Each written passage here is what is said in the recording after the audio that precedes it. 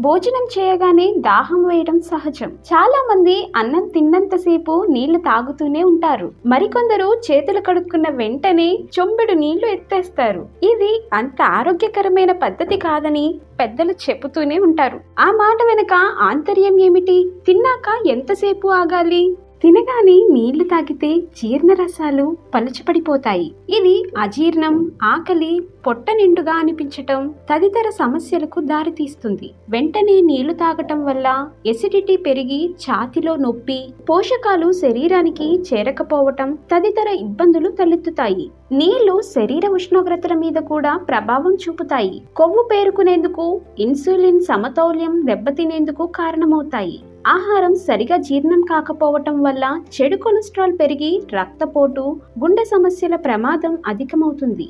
చెబుతూ పోతే ఎన్నో సమస్యలు. యూరిక్ యాసిడ్ పెరిగిపోవటం, ట్రైగ్లిజరైడ్లు అదుపు తప్పటం లాంటివి వాటిలో ప్రధానమైనవి. అందుకే ఆహారం తిన్నాక అరగంట అయినా ఓపిక పట్టమంటున్నారు నిపుణులు. ఆ తరువాతే చెంబు అందుకోండి.